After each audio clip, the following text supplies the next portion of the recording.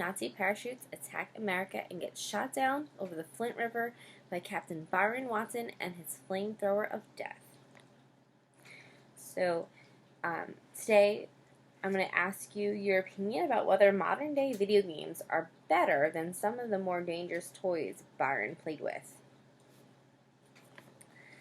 Okay, Byron got caught lighting matches again, and it looked like this time Mama was going to do what she always said she would. That's when Joetta turned on the tears and cried and begged so much that Mama let him off. She swore to him, though, that the next time he got caught starting fires, she was going to burn him.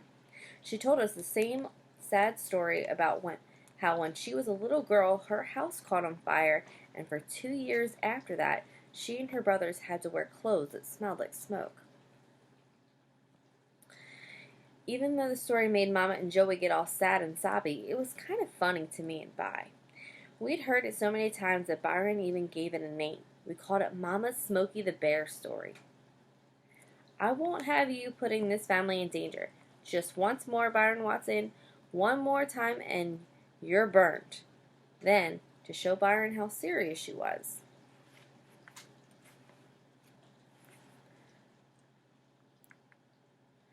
Mama raised her right hand and said, "I swear that with God as my witness." Vi got on punishment for a month, but even before a week was gone, he started up again. I was up in the bedroom looking at comic books when I heard Byron go into the bathroom and lock the door. I knew something was up, since he only locked the door when he had something to hide. I sneaked to the bathroom door and peeked through the keyhole. He was pretending he was making a movie called Nazi Parachutes Attack America and Get Shot Down over the Flint River by Captain Byron Watson and his flamethrower of death. I could see that he'd made a bunch of little toilet paper parachutes, and when he yelled, "Action!" he set one of them on fire and dropped it over the toilet. The guy in the Nazi parachute streamed as he floated down in flames and landed in the water with a loud hiss. Before the parachutist was dead, Vi would flush the toilet and the Nazi would go down the drain going glub, glub, glub. When the water was swirling him away, Byron said the only Nazi talk that he knew. "You hold mine fewer off, we're the same." Peeking through the keyhole, I could see Byron salute to the parachute when he flushed the toilet. "Such a brave soldier deserves our respect," he said. So we gave him a burial at sea. The toilet stopped glugging, and Byron said, "Not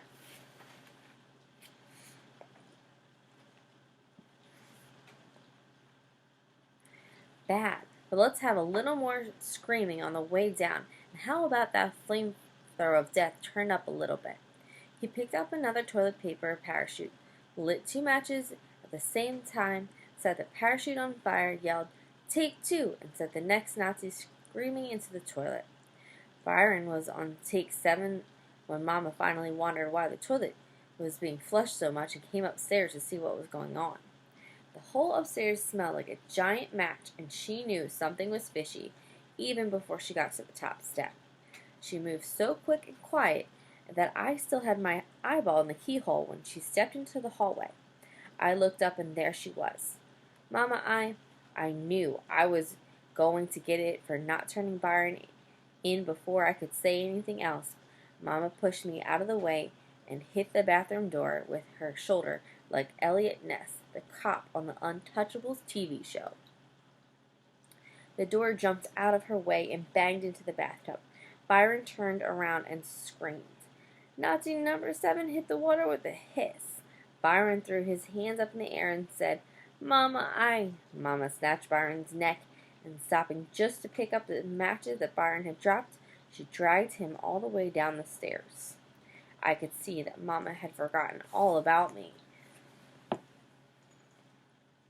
so I followed right behind. As they went down, Vi's feet touched the steps only 1 or 2 times. He looked like one of those ballerinas that danced just on the tips of their toes.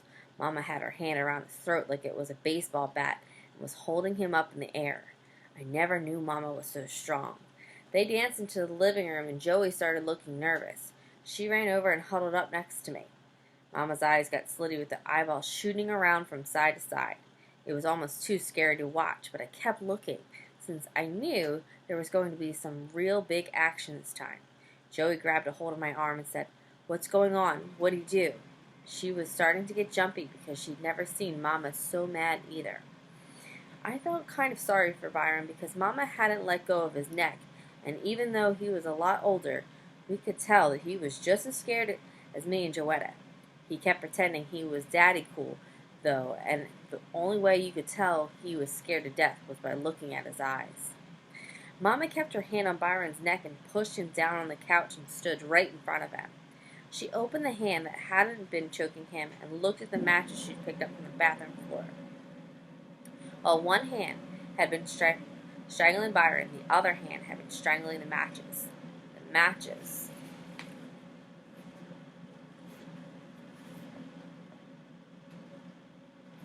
Were soaking wet because whenever Mama got scared or nervous or mad, her hands got real sweaty and disgusting.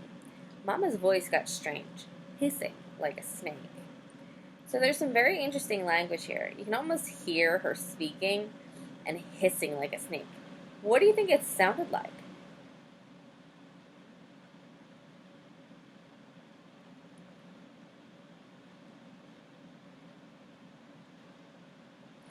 Joetta, go out in the kitchen and bring me a book of matches. But Mommy, Joey said, starting to get all sobby. Joetta, do what I told you. Mommy, I can't. The tears really started streaming, and Joey was squeezing my arm. Joetta, go get those matches. Please, Mommy, you won't do it again, will you, Byron? Promise her. Promise, Mommy, you won't do it again. Kenneth, she turned to me then. Go get some matches. This is what I was afraid of. If I didn't go get the matches, I was going to be in worse trouble than I already was with Mama.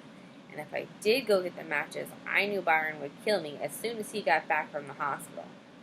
Mama, Move, young man. Mama, wait a minute. I can't move. Joey's got me by the arm, and if I move...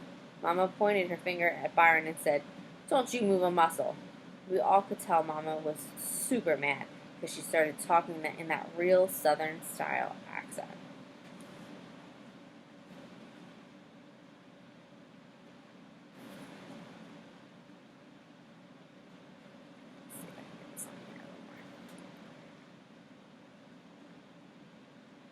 Byron nodded his head, and Mama let go of his throat and stormed into the kitchen. Old Mr. Cool still had great big bug eyes, and as soon as Mama's hand left his neck, his own hands came up and started choking him themselves. "Oh, Byron, you better get out of here. Go down to the Bupheads until Dad gets home. He's probably going to whip you, but Mama's really going to burn you," I told him. "Please, Byron, run. Get out of here." Joey let go of my arm and ran over to Byron and tried to pull his fingers from around his throat. "Can't you tell she's not playing?" Joey kept pulling at his hand, but it looked like Byron was hypnotized and he wouldn't move. We all nearly jumped through the roof when the snake woman voice came back into the room and said, "Joetta, move away from him." Mama was carrying a piece of paper towel, a jar of Vaseline, and a Band-Aid in one hand and a fresh, dry book of matches in the other. She wasn't even going to take him to the hospital. She was going to set him on fire, then patch him up right at home. Joetta saw the Vaseline and went crazy. "Oh no, Mommy, let Daddy whip him, please, please." Joey began pulling her braids and stamping her feet up and down. "Please don't set him on fire." Her face was all wet and twisted up and looked like a real nut. And she looked like a real nut.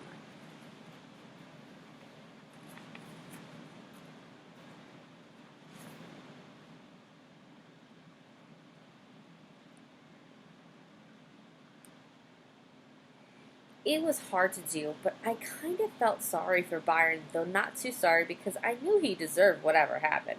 First, because he had the chance to escape and didn't take it, and second, because he was being a bad influence on me. Nazi parachutes attack America and get shot down over Flint River by Captain Byron Watson and his flamethrower of death looked like a real cool movie for me to make too. If Mama just gave Byron some stupid punishment, then maybe it would have been worth it for me to flush some Nazis down the drain myself. But if he got set on fire for doing it, the movie wasn't worth making.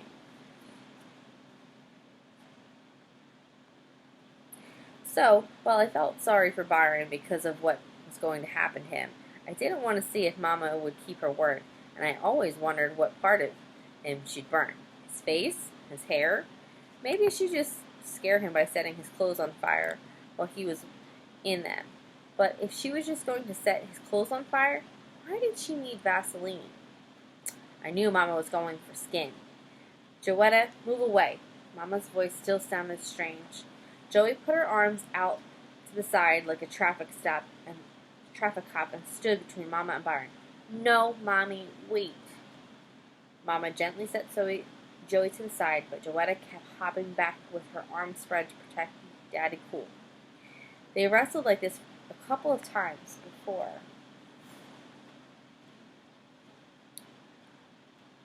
Mama finally set all the burning equipment down and sat on the coffee table and pulled Joey into her lap.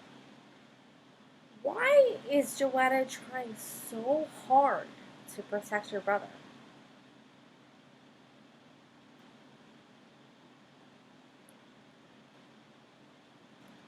She wiped Joey's stupid tears away with a paper towel and rocked her back and forth a couple of times, going, "Shh, honey, shh." When Joey finally stopped crying and blew her nose, Mama said, "Sweetheart, I'm so proud of you. I know you're trying to protect your brother, and that's a good thing. I know you don't want to see him get hurt, right?" Joey sniffed and said, "No, Mommy. But, honey, some of the time Mama has to do things she doesn't want to do. Now, you really don't think I want to hurt Byron, do you?" Joey had to think about this. The matches and the first aid stuff and the crazy look Mama had in her eyes made it seem like hurting Byron was exactly what Mama wanted to do. After Joey didn't say anything, Mama had to answer the question herself. "No, dear, Mama doesn't want to hurt Byron, but I don't want you going to school smelling like smoke either. And I don't want to see you or Kenneth or Daddy or Blackie or Tiger or Flipper or Flapper get burned up either. And if that boy—" Mama's voice got strange again, and we all looked over at Byron, who was still being held on the couch by his own hands. "If that boy sets this house on fire with his nonsense, I don't know what I'm going to do with him." Mama's real voice was coming back. "So, Joetta,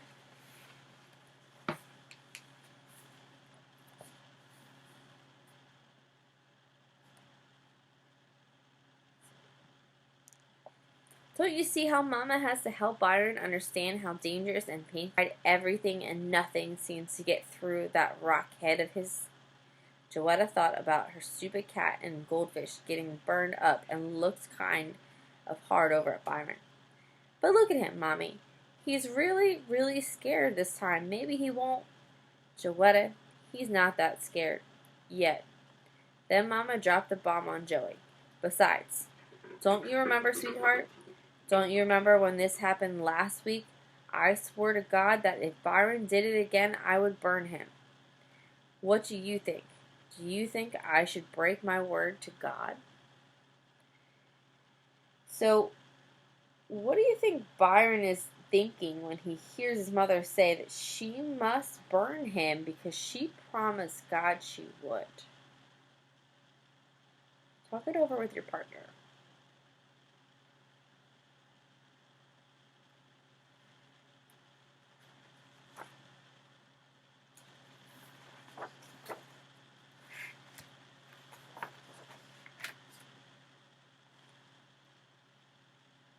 Okay. Joey was at an age when you're real religious. She went to Sunday school 3 days a week. "Huh. Honey, should I break my word to God?" "No, Mommy," Joey said. Then she scrunched her face up like she was eating something sour and cried out, "Since you promised, I guess you gotta do it." She took a giant breath, then sobbed, "Go ahead, burn him up." Joey climbed off Mama's lap, and Byron's eyes got bigger and bigger, but his traitor hands kept him pinned to the couch. "But please, Mommy, don't burn him too bad, okay? Please, please." Joey was starting up again. "Don't worry, sweetheart. I won't. I'm just going to burn his fingers enough so he won't be tempted by fire ever again."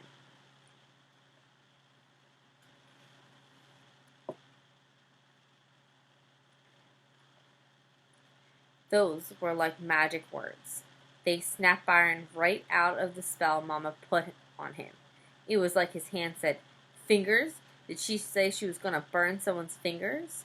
Because when they found out it was them that was going to get burned, they let go of Byron's enjoying the rest of his body and deciding to wait at Buphead's until Dad got home. Byron was fast. Mama was faster. He didn't even make it out of the living room before Mama tackled him. Mama sure is a good athlete. She sat on his chest and said, "Not this time, Buster. This time you pay." She said, "Buster." Byron squirmed around for a second and then did something I'd only seen him do a couple times before. He started crying. Mama lit a match and grabbed Byron by the wrist and said, "Put your finger out." I couldn't believe it. By's finger popped right out. He was hypnotized all over again. Mama's horrible snake woman voice came out again and said, "If you ever, the match got closer and closer to Byron's skinny brown finger. Play with. No, if you ever even look at. Byron's hand was shaking and he was crying like a big baby, but his fingers still stayed out. Another match in this house. The match was getting closer and closer, and I knew Byron could feel the heat. I will personally, by myself. It was so close now that I thought I could hear the sweat on.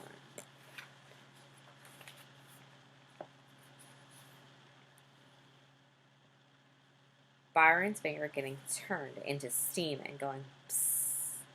I will burn not just one finger. I will burn your entire hand, then send you to a juvenile home. Byron closed his eyes and screamed.